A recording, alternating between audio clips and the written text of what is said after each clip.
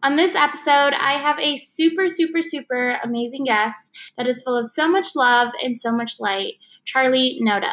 Charley is a self-love and female empowerment coach that helps women step into their power and feel truly divine every single day. This episode is amazing because it's centered around all things self-love, which I think we all need a little bit more of every single day. I know self-love can be a struggle, but in this episode, we talk through cultivating self-love and building the foundations for that love within you to flourish.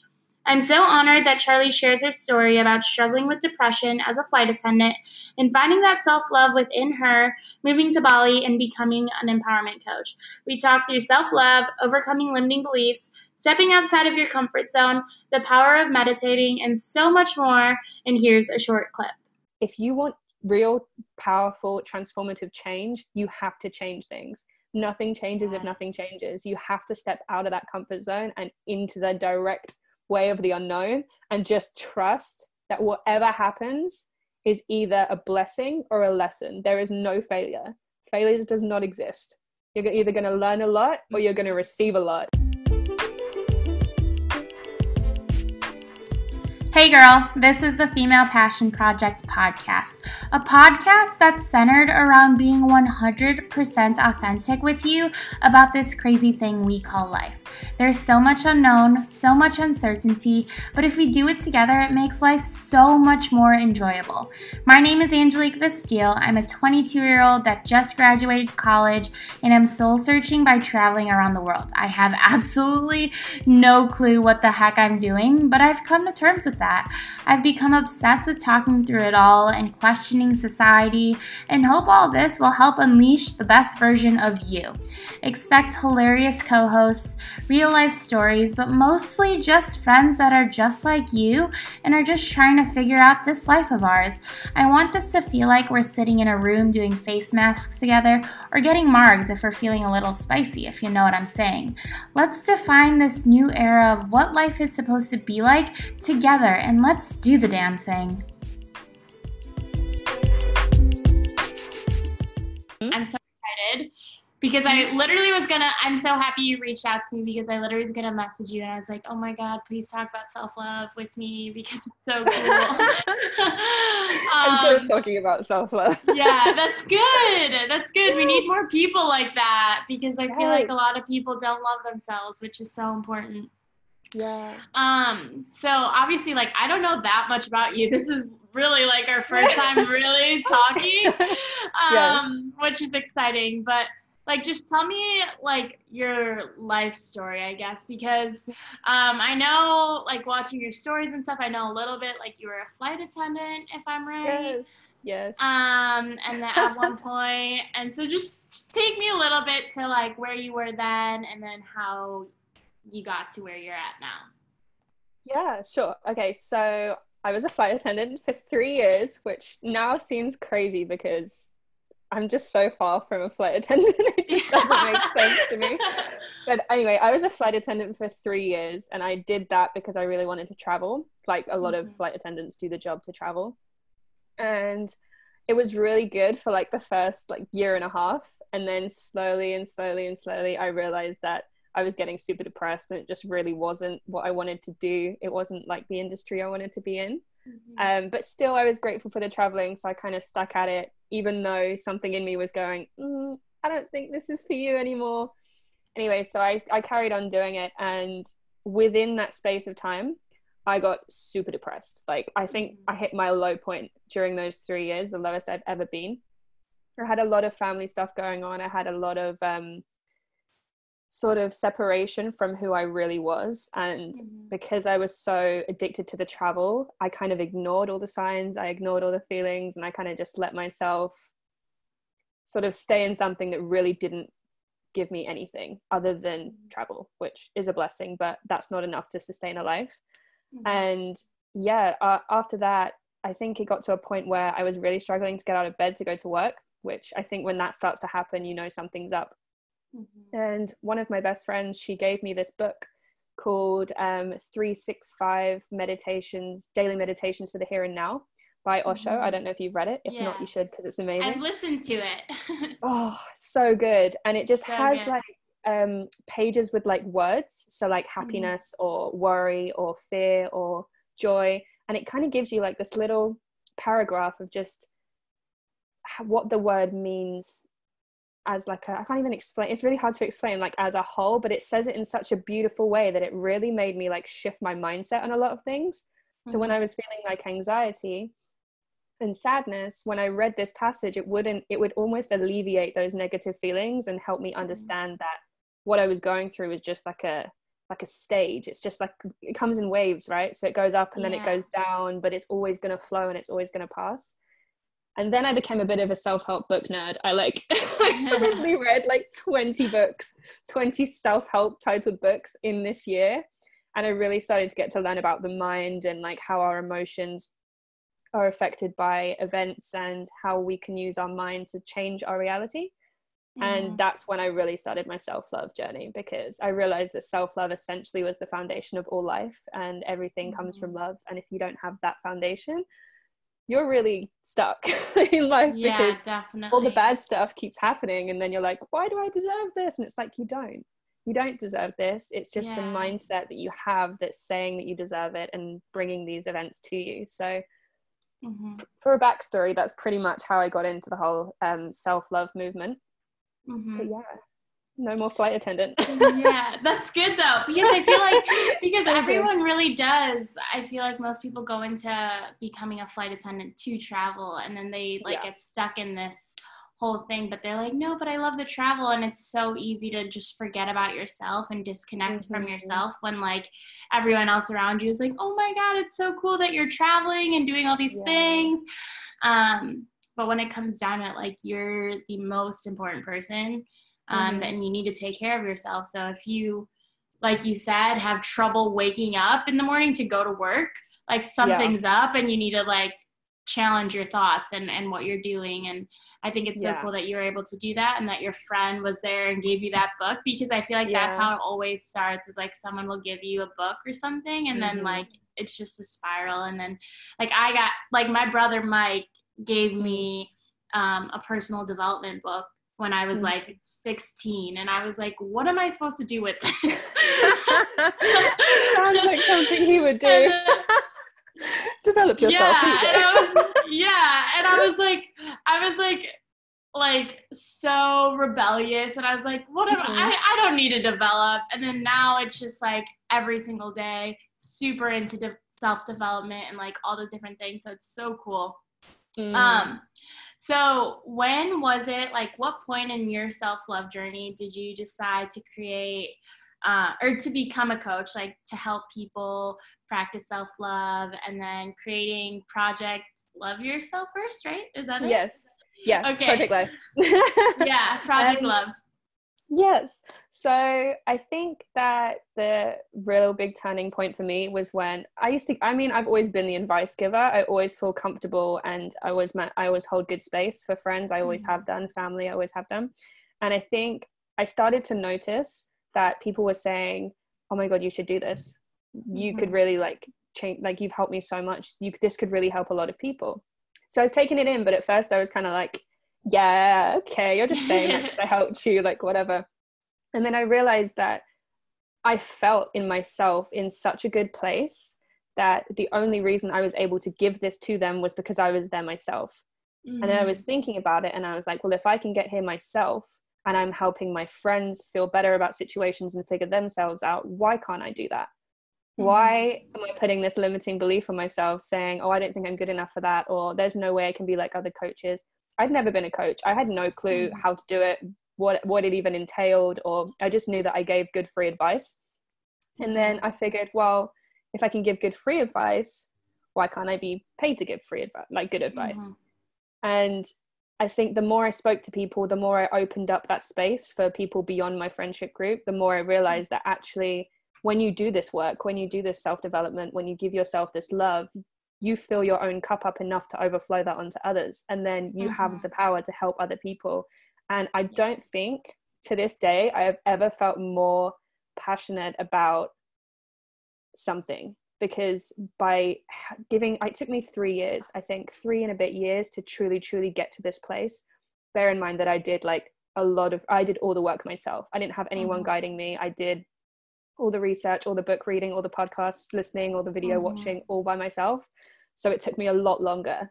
And when I realized that there was an avenue for people who have done this work to then give it to others and take the timely process away from them, that was like, oh wow, if I can help other people, that's so much more fulfilling than one being a flight attendant or doing these little side jobs in bars and all of these other places that I did these jobs that meant nothing to me. I can actually be of service here. And that for me was enough to be like, okay, let's do this.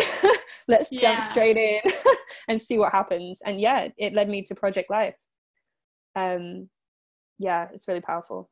Really, really powerful. Yeah, it really is. And I think it's just so cool because I think those coaches are the best coaches, because I feel like in this like entrepreneur, digital nomad, digital era, there's a lot of fake people out there that are just trying to sell things to sell things. And I think the most like powerful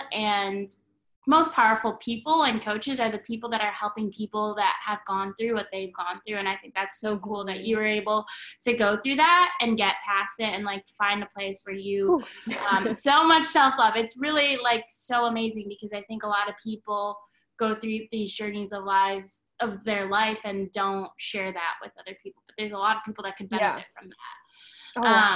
100%. Yeah. So obviously you went through it yourself, going from like being depressed and anxious to being in a really, really healthy and amazing, abundant self-love state right now. Do you have any like techniques that you would give like someone you're working with to kind of get that mindset and then like make that shift from like really sad to finding that self-love within them? So the thing that I focus on mainly, and I would say it's probably the hardest part of what I do for the person that I'm helping, is your lack of self-love is based on your beliefs. And your beliefs is essentially what is guiding your life. You go by what you believe. So if you believe that you aren't loved, or you aren't worthy, or you aren't important, these are all beliefs that have stemmed from somewhere. So the first thing that I would do is I would try and dissect how they feel, ask them how they feel. So do you feel worthy, or do you feel loved? And they can tell me which one of these statements sounds more true to them. And then when they do that, it's a case of, okay, so why do you feel that way? And then they'll start listing loads of scenarios. And then once they list loads of scenarios, it's a case of, okay, so who made you feel that you weren't worthy? What happened? Go right down to the specifics of the event, of what happened at that time that triggered those emotional feelings within you, and ask yourself why it upset you. And normally, I'd say a strong percentage of the time, it comes down to self-worth and them not feeling worthy of something, or it's triggered something in them that's made them feel inadequate, or it's made them feel small. But something that I'm learning at the moment, which is honestly, this realization was really powerful for me, and it's actually going into my new program, which we'll talk about later, is a limiting belief is just a limiting decision. A belief is something that you've told yourself so many times that you've decided it's truth. So once you can get down to the limiting belief and where it stemmed from, you can then decide to change it and decide to replace it with more positive beliefs, and focus on all the parts of your life that have made you feel worthy. Say, for example, you don't feel worthy. You go down to the event, the one that stands out to you most, and you do know, once you get silent and you can sit with yourself, it will come up. It's normally in your childhood. That's where a lot of your traumas come from. Once you get that, and you can find out why it made you feel unworthy, who made you feel unworthy, what was said and what happened, then you can start to dissect it a little bit more, and then start to replace it with moments in your life where you did feel worthy. And it's a bit of a process. It's not something that happens overnight. This is I say the biggest chunk of my program is we work on this straight away. And then as the time goes on through the program, we're still working on it, because obviously they're pretty in there. They're like your foundational beliefs. They're ones that come from like, I think my youngest limiting belief was, or one that I highlighted quite recently on my page was, I was always called angry when I was younger. I was always called an angry child. even though my family were going through like divorce and I was like the older child, and I had all of the, your mum is this, your dad is this, your mum is this, your dad is this. Yeah. So I was in the middle. Then I had to be the responsibility for my sister, who liked to annoy me, and then I would be the angry one, and it would just go on and on and on. Anyway, so this made me believe that I was angry, even though I knew deep down that all I was love, and all I wanted to give was love. With that belief then becomes the belief that I'm not worthy of love because I'm always angry, and an angry person isn't worthy of love, which as a child, that's what you think, because you don't realize that actually everyone's worthy of love. And this is reflected in my relationships, my friendships, my family life, even sometimes my work life. It's just this belief of not being worthy of love or good things. So it's crazy how one tiny comment can affect your whole life. So if you can go right down to the root of where these have stemmed from, I'd say that is probably the most important part of learning to cultivate self-love, is understanding that everyone is love. You came from love. You are love. We are all the same underneath. It's only our conditioned events and conditioned beliefs that have allowed us to believe otherwise. So if you can sit with that and work on it, everything else falls slowly. Yeah, no, I love that you brought up the conditioned beliefs thing, because it's so deep within you that you don't even realize it. Like, so I just graduated university in May, and then 3 days after left for Bali. Thank you.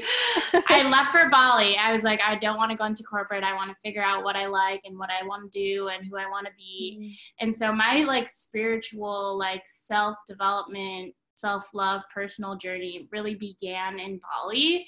And I feel like that's such a good place, because it set the tone for what I wanted the rest of like my time in Asia to be.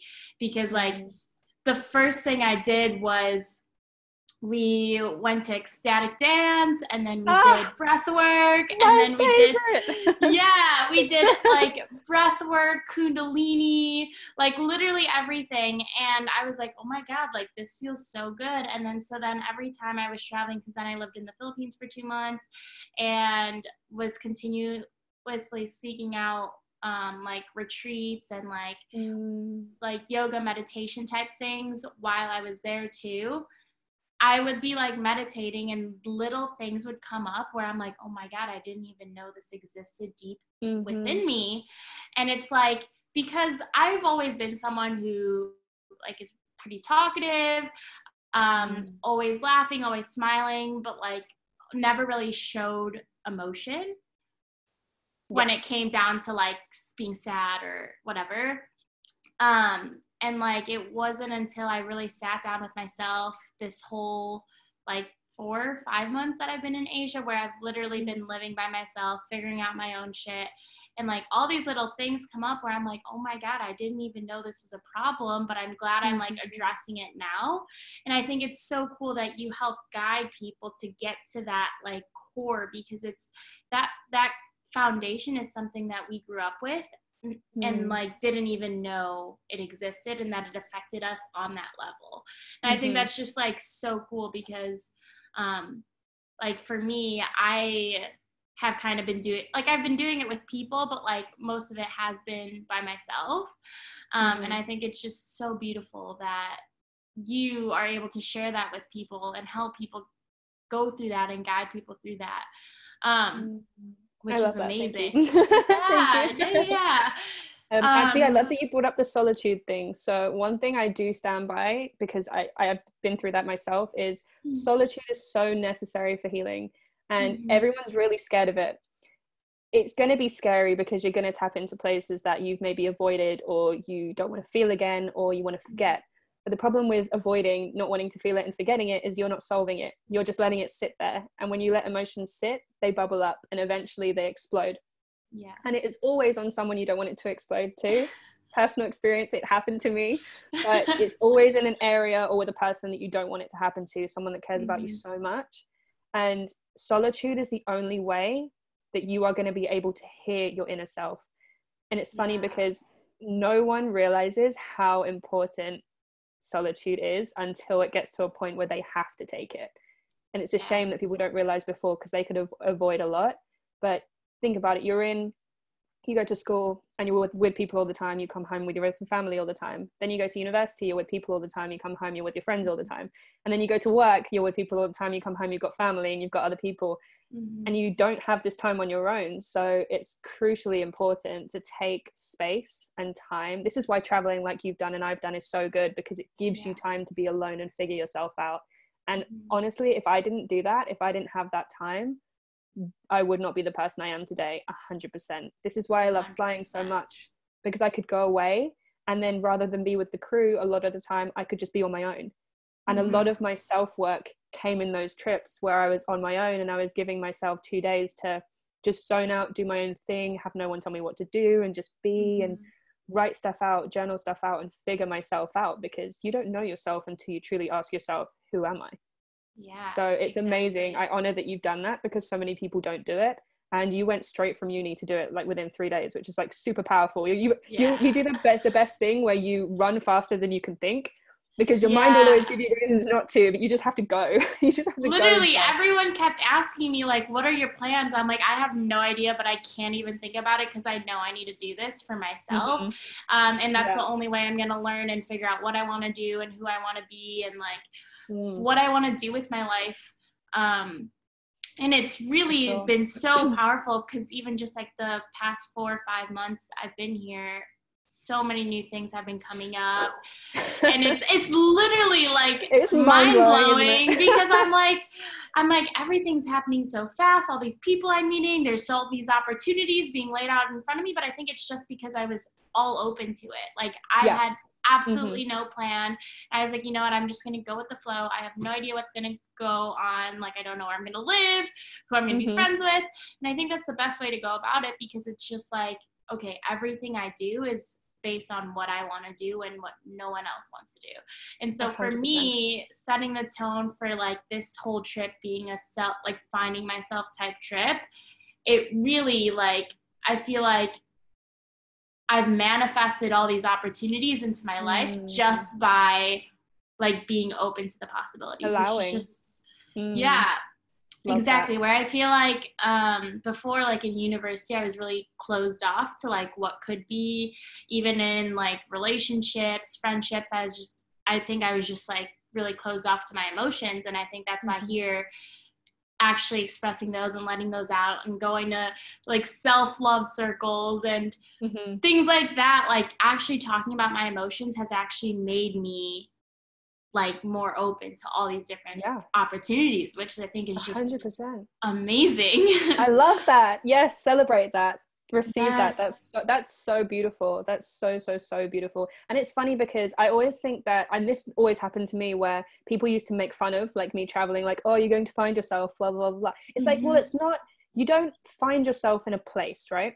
I don't want people to think that you find yourself, you can go travel and find yourself, you're going to feel better in that location, because that's not the case. All you're doing is taking yourself away from everything that's keeping you closed, and allowing yourself to be free to things that are going to force you to open. And when you take these travels by yourself, you're throwing yourself into the deep end and saying, okay, universe, throw whatever you need to throw at me. I'm here. Exactly. I have no choice but to make this work. Whereas if you're at home, it's very easy to get comfortable around the people that you hang around with. It's very easy to get comfortable around family, around your surroundings, around everything that's normal. If you want real, powerful, transformative change, you have to change things. Nothing changes if nothing changes. You have to step out of that comfort zone and into the direct way of the unknown, and just trust that whatever happens is either a blessing or a lesson. There is no failure. Failure does not exist. You're either going to learn a lot or you're going to receive a lot. And you sound like you've received a lot, but you also sound like you've learned a lot. So you've had like the whole thing, which I had the same when I went traveling last year. It was the exact same thing. No, and it's so cool talking about it too, because it's just like, sometimes I'll talk to my friends back home and they don't fully understand like what it is exactly I'm doing. And like, I don't even understand what exactly it is I'm doing, but like every day, no one knows what the heck they're doing in their entire lives. But I think it's like just so beautiful because every single day is just a new adventure, and I get to learn more about myself and what I want to do and who I want to be. And it's just so cool because I think also just the people you meet when you travel are so wow. when you tell, like when I share my story with people, they're like, oh my God, like so cool. But like when I talk to people who not saying if you don't travel that's bad, but like if I talk to people from like back home, they don't really understand like why I'm traveling, because it is true, like you don't finding yourself while you travel. I've been saying that like my whole trip is about finding myself, but it is true, like it's not, you don't find yourself in a place, you find yourself internally, and you figure out your own shit, and then once you like deal with all that, it's just amazing what you could flourish into, which is just I agree. So amazing. It's all about comfort. The thing is, I feel the same with the people that I've always grown up with around home. It's when I see it like a box, right? So you've got the comfort box, and everything that's normally happened your whole entire life is in this box. The only people that really truly understand are the people that have taken the bird's eye view of this box and just look down on it. Not down as in like they're lower than you, but down as in like the whole picture of where they were, what they've traveled, and what they've learned. It's very hard to do that in the constraints of comfort, because you're kind of doing the same thing, which for some people is okay. And I honestly, I honor and respect so much that people find a job, they stick to it, they find a husband or a wife, and they have this family life. Sometimes I wish that I could be that person, but low-key I really don't. I'm happy that I'm not, because it's allowed me to grow. But I mean, you can look at these families and you get some beautiful families and they just have this really like picture perfect life, and you're like, oh, do you know what, that could be kind of cute. And then I think, whoa, no, actually, like so many good things have happened since I've left that I couldn't even, the thought of comfort to me like makes me want to run and scream. But it's very hard to see outside of the box if you've always been in the comfort of what you know. So I feel you on that completely. I totally feel that. Yeah, 100%. I think it's just, I love that you brought up that like analogy, because I've never really thought about it like that, which is just amazing. So do you have any advice for someone who's kind of struggling with self-love right now, and how they could kind of just jumpstart their whole self-love journey? So there are many things that you could do. I think the one I would say the most that helped me a lot, which funnily enough, I never did as a child, but so many people did, and that's journaling. And it doesn't matter how you do it. There are many ways to do it. You can video yourself, you can voice note, you can write, whatever makes your soul sing, whatever you prefer. I feel like writing out stuff and how you feel is a really good way to understand your emotions. And it's really hard to build from something that doesn't have a foundation. So in order to build this foundation, you really need to understand where these things are coming from and why you don't feel this love. That's the only way you're going to begin this journey to finding it, is understanding why you don't have it already, because everyone should have it already. There's no reason to say that you are not loved or unlovable or any of these limiting decision beliefs that you have within. None of them are true. It's just, like we said before, the conditioned beliefs that you've come to believe. So once you start to make practices with yourself that help you unlock your emotions and how you feel, it's really a lot easier to see where the root is stemming from. And once you get that, then you can start reading the books or speaking to people or opening up or attending the yoga classes or the self-love circles, women's circles, all of these things. You can do that once you realize why you don't feel love. I didn't kind of do it that way. I can't lie. I started reading before, but I've always been a bookworm since I was a really, really young kid. I used to read till like 3 a.m. and like be really tired for school. But like, so I went in that way. But what I realized over time is if I'd actually found the reason why I felt that way in the first place, it probably would have sped my process up a lot quicker. I didn't really truly understand half of the things that I realized until I went traveling last year, which has already been a year and a half into this journey of mine. So I could have saved so much time if I had just found out why I felt that way. And I did a similar thing to you. I was in Koh Phangan in Thailand. If you haven't been there, you should definitely go because it's incredible. Yes, I want to go. Similar vibe to Bali and Chiang Mai, I'm sure. And I did a Heal Yourself, Love Yourself course. And we did it. It was a lot of meditation. It was we had a Buddhist guy help us, and he guided us through meditations, and we did a lot of writing, a lot of journaling. And in so many of these meditations, I had things come up, like you said, that I'd never even known was in there. And I was like, whoa, like I wasn't prepared for this. Like I thought no, because I literally was like, felt like I was choking because I was like, what is going on? It's crazy. Where did this come from? Yeah. Exactly. So if you can, journaling's a really good way to release a lot of things. My favorite time to do it is first thing in the morning, before you do anything else, before you get up to pee, before you get up to have a drink, before you do anything. Grab a pen, grab a piece of paper and write, because those moments in the morning and right before you go to bed are closest to your subconscious. So you're going to write things without realizing that are in there, and it's going to release a lot. And when you start to release a lot, already that takes a lot of weight from you. So it's essentially almost like cheating the process a little bit and doing all of the things that are going to start the ball rolling.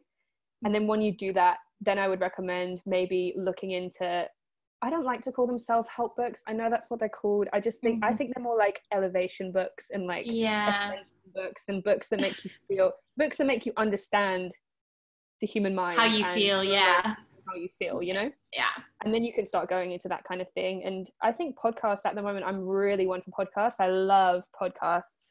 And they've really helped a lot. But I think journaling for me really, really transitioned a lot. And if there's anywhere to start, I'd say that's probably a really good one. If you don't like to journal, which some people don't like to do, I understand that as well. Unless you can find like a friend that you trust, which I think a lot of people can struggle with, to find someone that they feel that open to, I would probably say maybe just start reading or listening to someone, or just, I feel like when you truly decide that you're ready for it, something comes up. There's always a book that someone gives you, or there's like someone speaks about something. So just maybe be aware of what's being presented to you. And if you feel like you want to make a change, if you feel like you want to make a difference, start to understand you first. Start to understand how you work, how you feel in certain situations, what in your external world is making you uncomfortable internally. If you can start to become aware of these things, then you can start doing the inner work and be like, okay, so why is that affecting me? Or how am I still reacting to this person like this when really deep down I don't care? It's little things like that that will help kickstart that journey for you. So it's different for everyone, but there's a couple of things that you can start. Yeah. So I'm like a really bad writer, and I've tried journaling so many times. But what I think works for me is, because I'm like not someone who like writes about it every day. I meditate every day. So that's kind of what I do. But whenever I feel like really stressed or anxious or something's bothering me, I do video journals. I just like literally go on photo booth on my MacBook. And I didn't even know this was like video journaling, but then I just, I was talking to my brother. I was like, I just recorded myself talking for like 30 minutes about where I'm at in my life and how I'm feeling right now as I just moved to the Philippines and all these things. And he's just like, dude, that's so cool. Like you'll be able to look back on that and see how much you've grown from that very moment. And I like didn't even know, because in that moment, I was like, you know what? I'm just going to talk about it. There's no one here. I literally was sitting in the dark, like pitch dark. That was like my first video journal. I was in the pitch dark and I was just rambling, and I was like sad, but happy. I was like, there's so much unknown. And it was like, looking back at it now, I should look back at it to see where I was like 4 months ago when I first started this trip. You really should. Like, it's so powerful when you do that. When you read back, when you watch back, it's crazy. Yeah. So I think just like journaling, putting your thoughts somewhere. I also was listening to this podcast where it was talking about like self-love and self-development and stuff. And it was having an accountability partner and sending a voice memo every day to that person, saying like affirmations, things you want to work on, what you want to like be for the day or the week, like the intention for the day or the week. That was another really interesting one too. So it doesn't have to be writing, it doesn't have to be video, it doesn't have to be like just being able to express yourself in a way that makes you feel better. That's all that really just getting matters. it out. Essentially, it's just getting it in some way, shape or form. Start to get your feelings out. Even if you don't feel confident giving it to someone straight away, just find a way to release. Even if it could even be a static dance, like it could be movement. Yes. However you feel, you just have to keep moving, whether it's vocally, whether it's writing, whether it's videoing. I think that's a really good way. I completely agree with what your brother said. Looking back on honestly, reading my journals is one of my favorite things to do, because when I see the progress from when I first started writing to now, it is insane. It's almost like someone else wrote the book, and you're going to find that with your videos. It's almost like someone else was in you, like, and you're just like, no, it's crazy. No, because I even like have looked back on old videos I recorded. I'm like, why do I look so like stressed and like constrained? I have no emotion, and right now I feel like I talk with my hands and like all these different things. And I'm like, oh my God, like, and I think it just reflects like where I was at that time. I felt like I was constrained. And then now I feel like so open and like am more expressive. So it's really cool just to see and think back on it. So just it's empowering. It's empowering. Yes, 100%. And it makes future development so much easier, because you can see how far you've come, and you know that if you were that before and you're this now, there is no way that you can't overcome it again. Because you've done it. Yeah, that is amazing. So that was so good. But tell us a little bit about your program, your coaching, where people can find you, this new program you're building, which is awesome. And share that. Okay, so it's a bit crazy, because we've been talking about Project Life, but I'm actually gonna silence Project Life for a little bit, because I realized that as much as I am all for the self-love, I believe it's much bigger than that. And Project Love Yourself First, I do believe that this is going to come into everything I do anyway, but I felt like although it's such a broad space, it's still quite constricting, and I really just wanted to change it up a bit. So I'm moving from self-love coach into women's empowerment coaching, because I believe I'm at a place in life now where I'm so empowered in myself that I have to give this to other women. I don't want any woman out there to feel like she is not a radiant divine goddess, because she is. So any women who are listening to this know that, for one. Two, so my new program is going to be launching in a week and a half-ish. There's not an exact date, but I will update my social with the date soon. And it's all about women empowerment. There's a lot of confidence building work, a lot of trauma work, as we've been speaking about in this podcast. There's a lot of diving into what your truth is and helping you cultivate space that you can radiate that into the world and start living the life that you deserve. All the self-love comes within that, but the focal is to empower you to live life as your truth, rather than what you've been told or you feel pressured to live by. So that's exciting. I can't reveal names just yet, because it's going to come out in a week and a half. I'm leaving it a little bit low-key just while I get the launch done. And so it's super, super exciting. A lot's changing, a lot's happening, but I've never felt more confident and more empowered and driven and everything than anything other than this. So I truly believe it's going to change women's lives. I truly, because it changed mine. So I truly believe that it's going to help a lot of women. In terms of socials, I don't really have anything other than my Instagram right now. So that's just Charley with an EY and then Noda, Noda, or Yoda with an N, whichever you prefer. It's an easy way to get people to spell it right. But that's where you can find me at the moment. Facebook groups will be developed soon that women can join and create safe space with each other. But for now, it's just Instagram. That is so exciting. I'm so excited for you, because literally I created the Female Passion Project which I love, by the way, that name. Yeah, no, I literally was at a retreat, and it was the first retreat I went to in the Philippines, and I was just meditating the whole weekend, and my brain was going crazy, because I was like, there were so many thoughts, emotions from myself, but also what I wanted to do. And I literally meditated on this name for 2 hours. I swear, it was so long, and I was just like, well, what do I want to do? What do I want it to be? Who do I want to help? And then it just came to me, and I was like, oh my God, this is why I'm here. And then and so I think it's just so important, because I think in this era, it's so important for women to just feel empowered and powerful, and just fall in love with themselves all over again, because I think just it's remember so who they easy. are. Yeah, exactly. And I'm so excited for you because I think literally this whole conversation about just like self-love and who you're helping, the type of person you're helping, it's just amazing and incredible that you're actually doing that and helping these women get to a place in their lives that you got to. And absolutely amazing. And definitely anyone I love you. You're so great. Definitely anyone who's listening to this, check her out on Instagram, because literally that's how we refound each other. I met her for like 2 minutes, like literally talked for like 2 minutes when I was in Bali, and then literally have been following you on Instagram, and was just like, oh my God, I need to do a podcast with her. And then I was like I was thinking about it, and then I think I like we probably both manifested it, but I was like, oh my God, 100%. It's funny because I've been watching it like, oh, I want to be on that. That sounds really cool. That sounds like something I do. And then you said that, and I was like, oh my God, I'm gonna ask. So double manifestation happening. Yeah, literally, it works. Manifestation is just so real. It does. So real.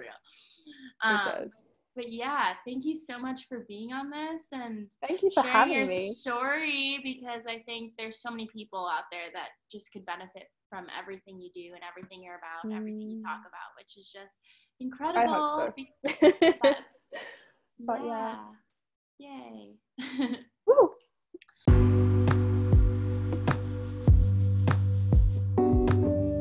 I hope you loved this episode just as much as I loved sharing it. And if you loved this episode, I'd so appreciate it if you shared it with your girlfriends, or even better, on your Instagram story, and tag me so I can personally thank you for helping me share my message. And if you didn't vibe with what I've been throwing down, maybe just keep that to yourself.